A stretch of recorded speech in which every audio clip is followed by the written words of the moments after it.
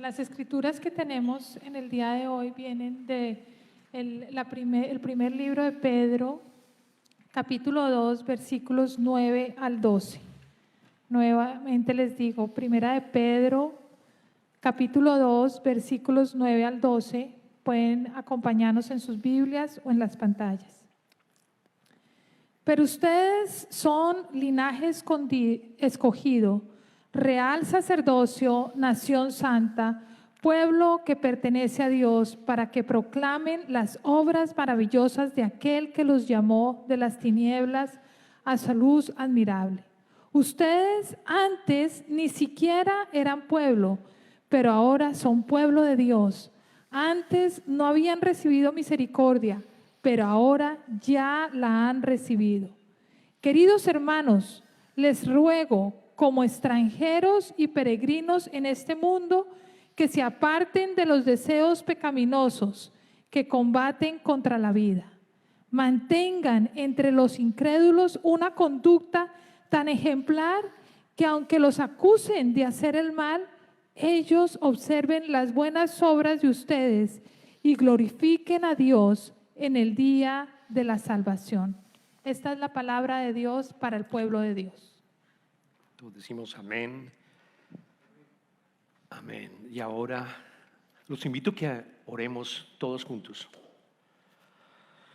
Oh, Padre amado, te damos infinitas gracias por tu presencia. Sentimos tu Espíritu, Señor.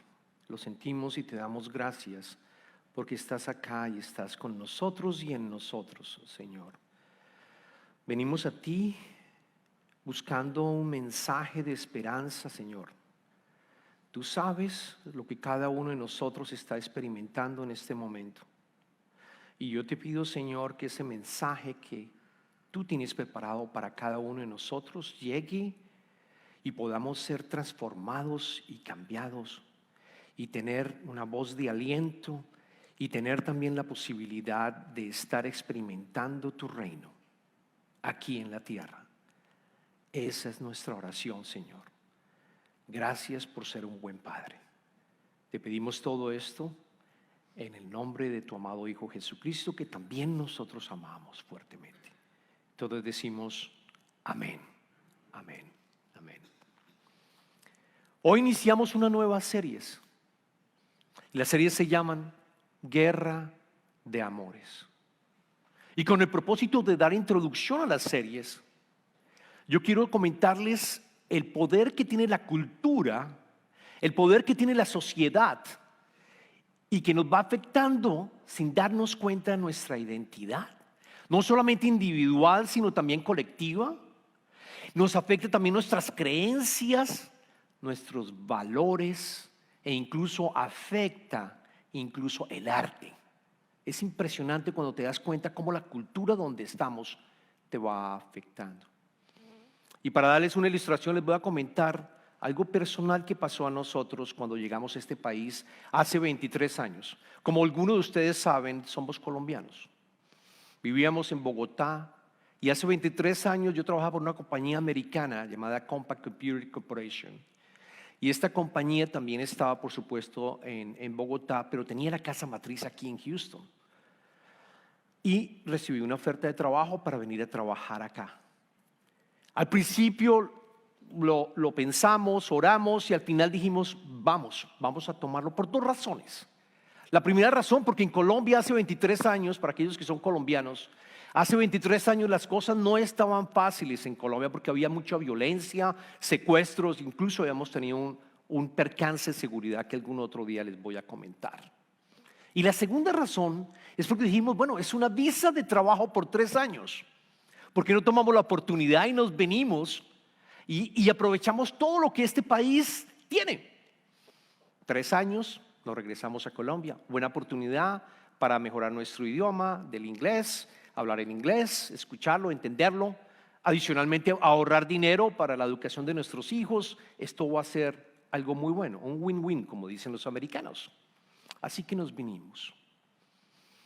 Y nos vinimos acá con la promesa y la certeza de que dijimos, vamos a estar 3 años, es decir, no nos vamos a endeudar, es decir, vamos a estar siempre comunicados con Colombia, mantener un pie en Colombia y otro pie aquí en los Estados Unidos por este periodo.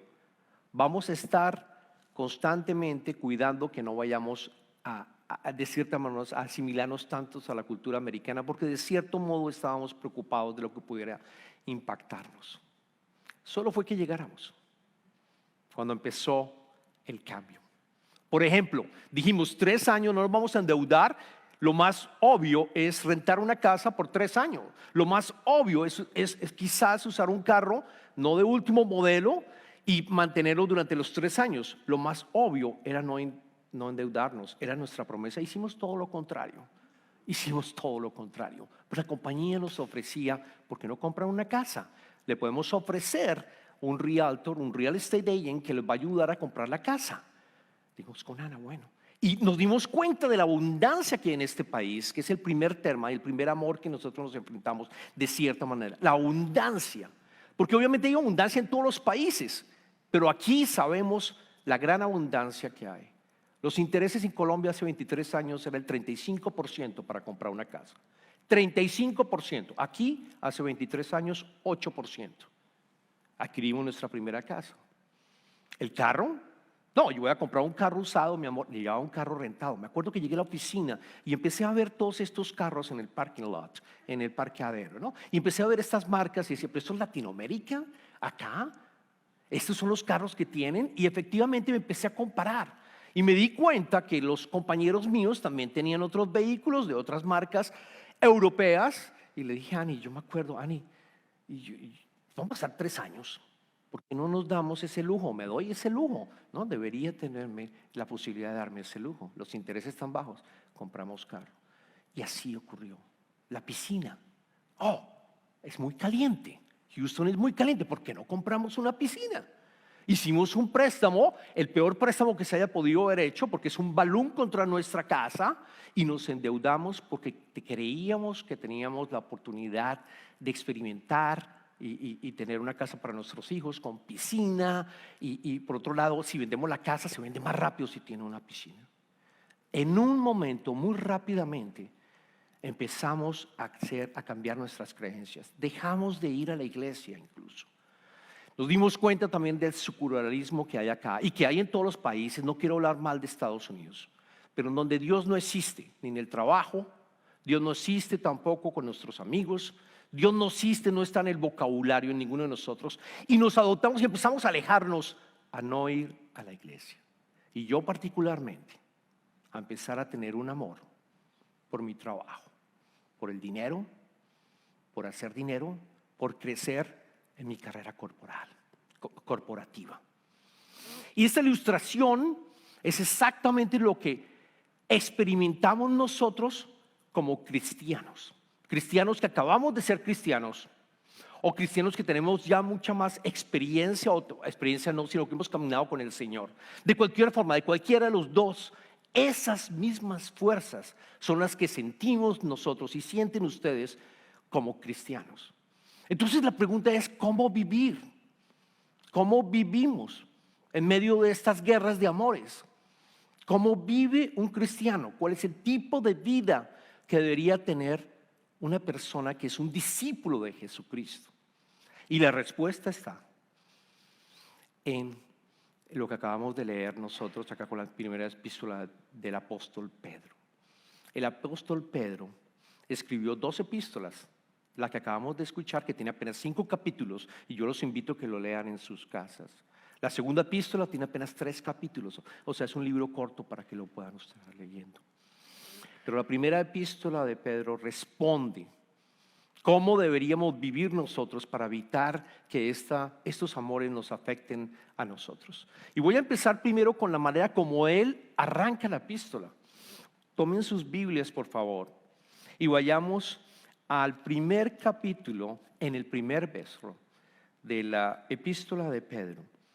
Y entendamos cómo se dirige Pedro a cada uno de ellos, a los creyentes, porque le escribe a ellos, a los que eran discípulos de Jesucristo. Les dice, se identifica, Pedro, apóstol de Jesucristo, a los elegidos extranjeros dispersos por el Ponto, Galicia, Capadocia, Asia y Bitinia. Voy a parar acá, porque quiero que se den cuenta que hay dos palabras que él escogió, que son, vamos a entenderlas. Primero, a los elegidos y a los extranjeros.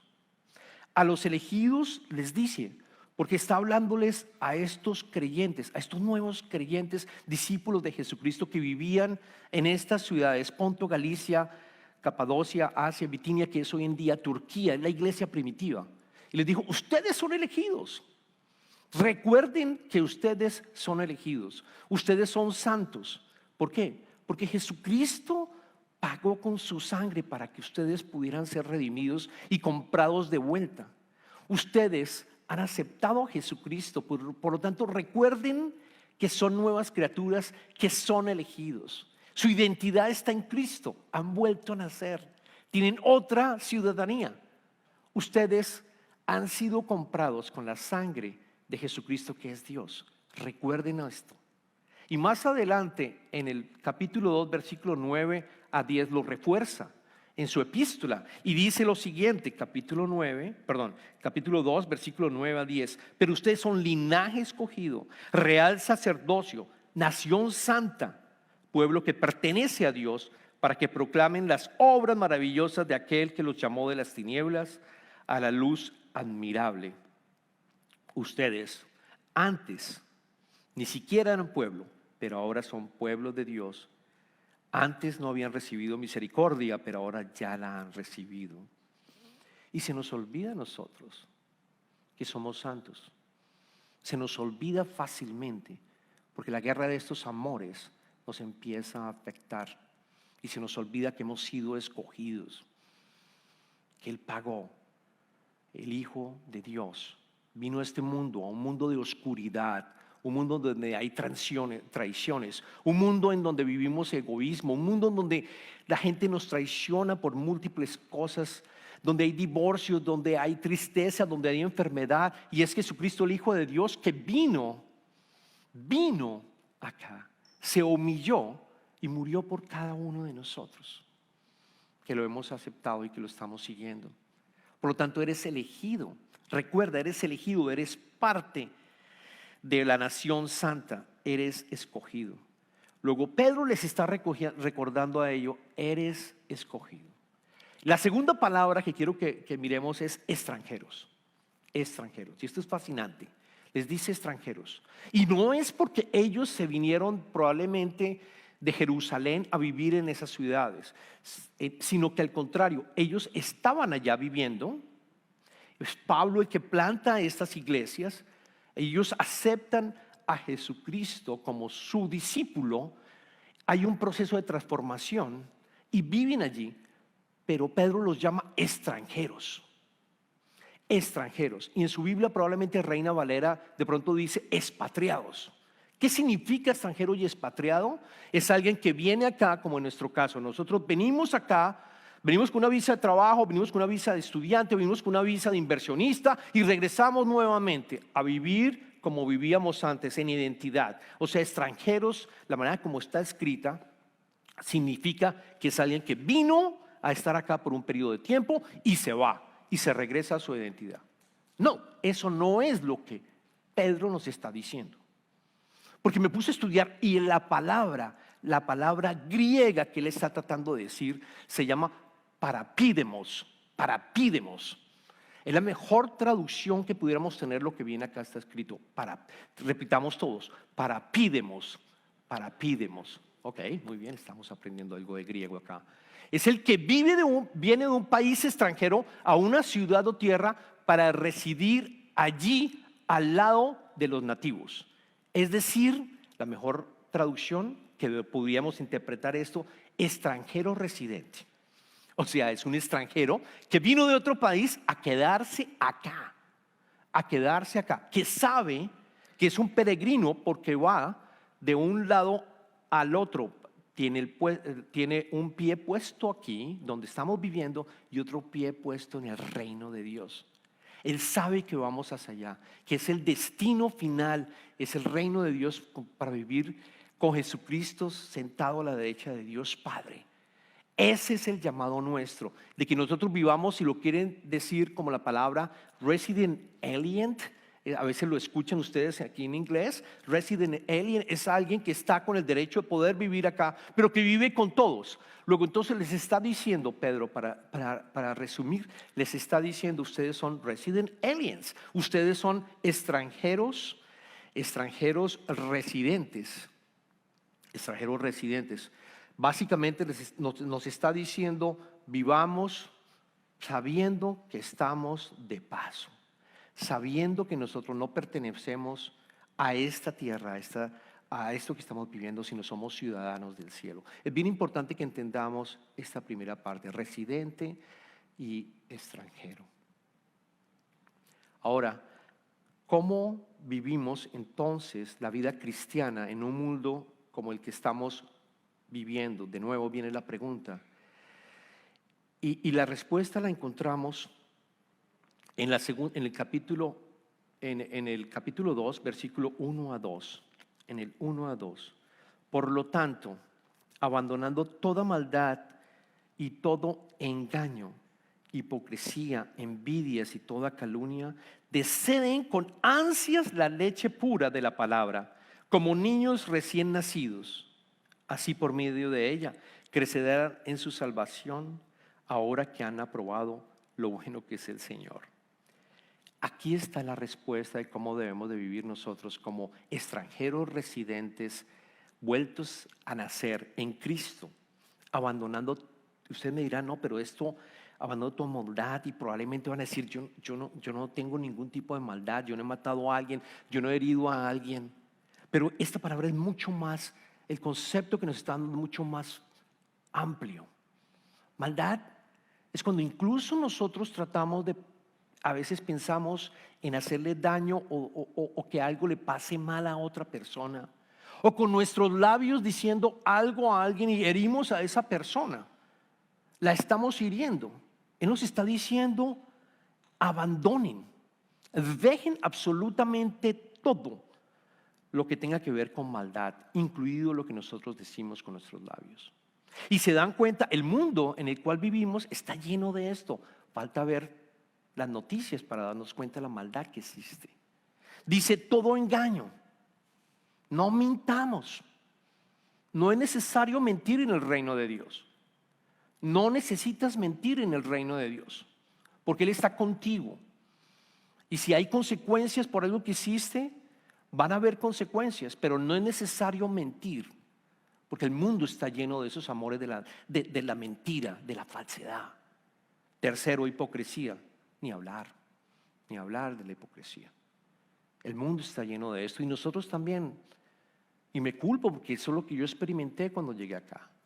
Todo está bien, estamos bien. Cuando yo sabía que teníamos una deuda gigantesca, pagando intereses muy fuerte, endeudado completamente con Ana, desesperados para ver cómo podíamos nosotros salir adelante. Hipocresía. Envidias, lo experimenté fácilmente. Apenas llegué les comenté el del carro y otras cosas. Tarjetas de crédito también vinieron. Y toda calumnia. Deseen con ansias, y aquí está también el mensaje, con ansias la leche pura de la palabra, como niños recién nacidos.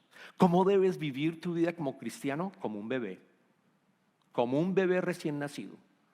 A todos aquellos que tienen hijos o han tenido hijos, o los tienen, perdón, los han tenido exactamente. Recuerden el bebé, recuerden a su bebé, recuerden cómo empieza a llorar queriendo la leche de la mamá.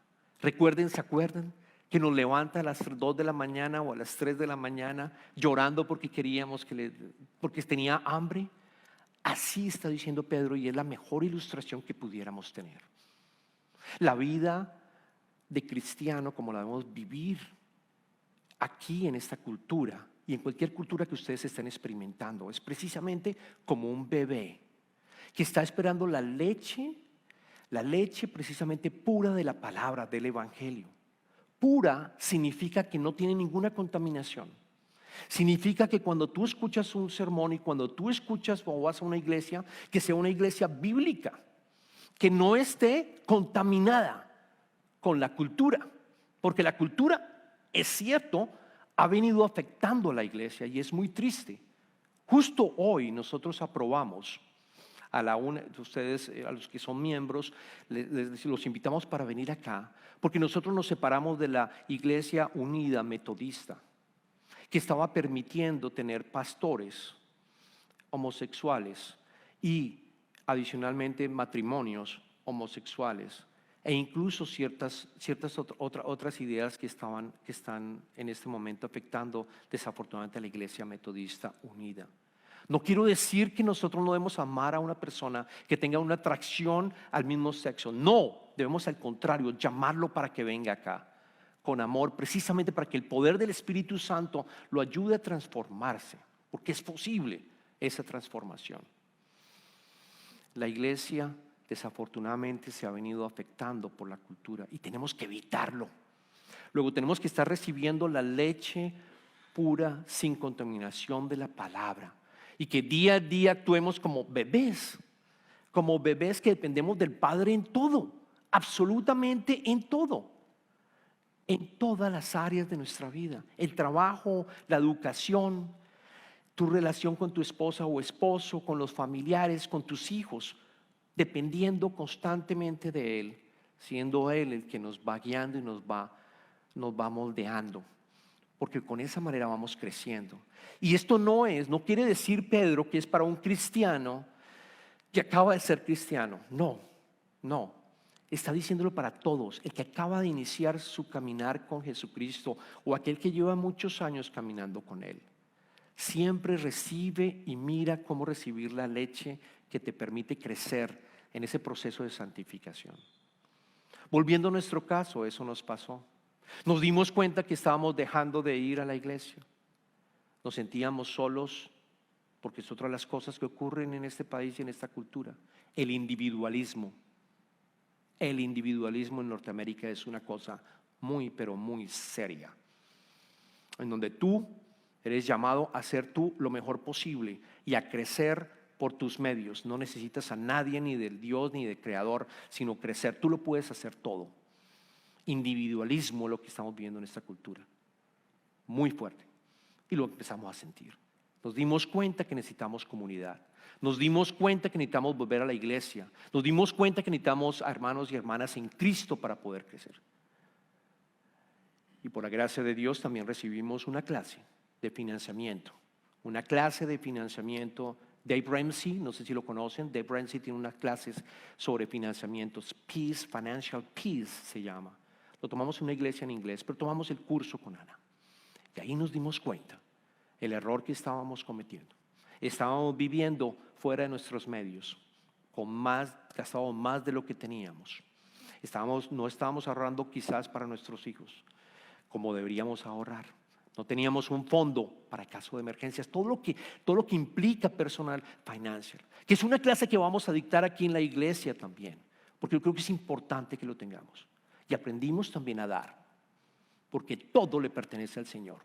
Nos dimos cuenta lo que dice Malaquías capítulo 3 versículo 10. Pruébame con el diezmo y vas a ver que las ventanas se van a abrir y que vas a tener en tus bodegas absolutamente todo lo necesario. Pruébame con el 10, que yo te respondo con el 90 y más. Y nos dimos cuenta que esto es una de las maneras también para recibir bendiciones. No estoy hablando de prosperity gospel, estoy hablando de algo que es bíblico, entregar las primeras primicias. Y después nos dimos cuenta de las bendiciones que estábamos teniendo y del error que yo estaba teniendo. Es parte de nuestro testimonio. Nos dimos cuenta que tenemos que ser como bebés, recibiendo la palabra de la manera más pura posible y teniendo esa conversación con el Padre constantemente.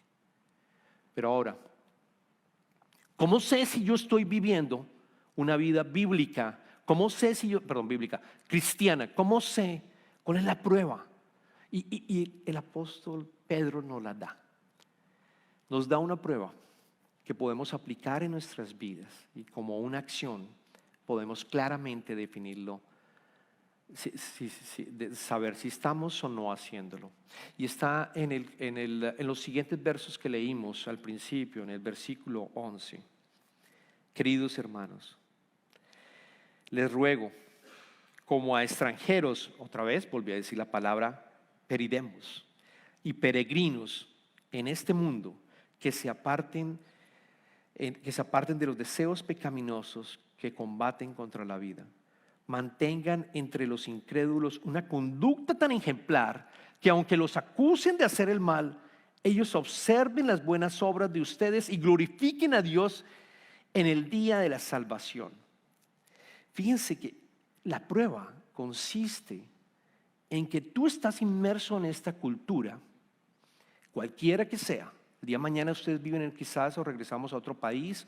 No importa la cultura que tú estás viviendo, tus obras sean ejemplares, totalmente apartados de todos estos amores que estamos siendo atacados como parte de la cultura. Que aunque lo acusen de hacer el mal, ellos observan las buenas obras de ustedes y glorifiquen a Dios en el día de la salvación. Cuando tú actúas de una manera cristiana, tú actúas como una persona peculiar, porque tú amas a tu hermano, porque tú vas a escuchar la palabra de Dios, porque tú ayudas a tu hermano en lo que él necesita, porque no mientes, porque no haces nada malo, porque te esfuerzas con el poder del Espíritu Santo a transformarte, y esa persona se vuelve peculiar. Esa persona es diferente. ¿Qué hace la cultura? Te van a atacar. ¿Y qué le pasan a aquellos que siguen? Nos van a atacar. Eventualmente nos van a criticar. Van a decir, tú eres demasiado X, Y, Z. Nos van a acusar. Van a acusar a la iglesia. Esa iglesia no está predicando, no sé, nos van a acusar. Nos van a acusar. Lo que está diciendo el apóstol Pablo es que nos acusen de hacer el mal, pero ellos van a observar las buenas obras de ustedes y vamos a glorificar a Dios en el día de la salvación. Vamos a glorificarlo. ¿Por qué? Porque también estamos afectando la cultura, y eso es lo que tenemos que hacer como cristianos. Es el concepto de que nosotros vivimos en la cultura, somos peculiares siendo cristianos y transformamos nuestra familia, nuestros amigos, nuestra cultura. La vamos transformando, la vamos transformando. Así se vive como cristiano. Y por eso iniciamos estas series, porque seguramente ustedes han jugado este juego que se llama Tira la cuerda. ¿Se acuerdan cuando niños? Que un lado y el otro, y empezamos a tirar de un lado para el otro hasta que alguien lo llegue a cruzar o la otra persona se rinde. Y estamos peleando constantemente entre el uno y el otro. No es solamente un amor, hay varios amores que esta cultura tiene, muchos más de los que hablamos. Muchos más, individualismo, secularismo, hablamos también obviamente de las mentiras, etcétera, son muchos. Entonces, ¿cuál es el llamado? Yo quiero dejar esta frase que escribí: el discípulo Jesús no se aísla ni lucha contra su propia cultura, sino que tiene una nueva forma de vivir dentro de ella, distanciándose de los ídolos que lo seducen, y por sus obras la transforma la cultura, glorificando a Dios. Glorificando a Dios. Esa es la invitación. ¿Eres tú un extranjero? ¿Eres tú una persona expatriada que va a volver después quizás a su antigua identidad? ¿O tienes tú una nueva identidad en Cristo, con un pie aquí en la tierra y otro en el cielo, sabiendo que estamos de paso y que lo que tenemos que hacer es transformar a los que están alrededor nuestro después de que nosotros somos transformados por el poder del Espíritu Santo? Oremos. Amado Padre, te damos infinitas gracias por el apóstol Pedro, por haber escrito esta epístola en los años 60 después de que tú viniste a este mundo roto, Señor. Gracias por esas palabras, por recordarnos que nosotros somos peregrinos que vamos de paso a estar contigo, Señor.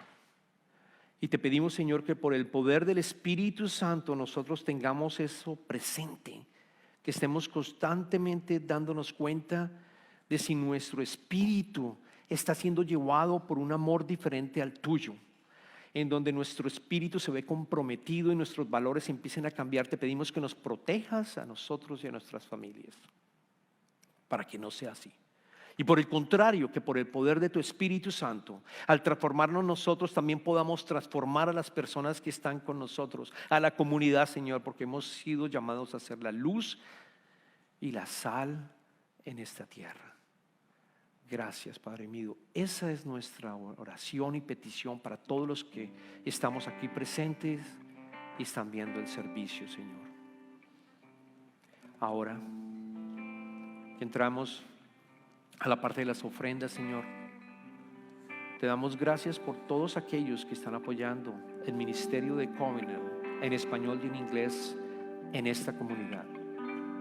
Te pedimos, Señor, como dice Malaquías, que los bendigas y que multiplique todo lo que ellos están dando, Señor, para que el reino tuyo pueda seguir creciendo y la cultura sea transformada. Te pedimos esto en el nombre de tu amado Hijo Jesucristo. Amén.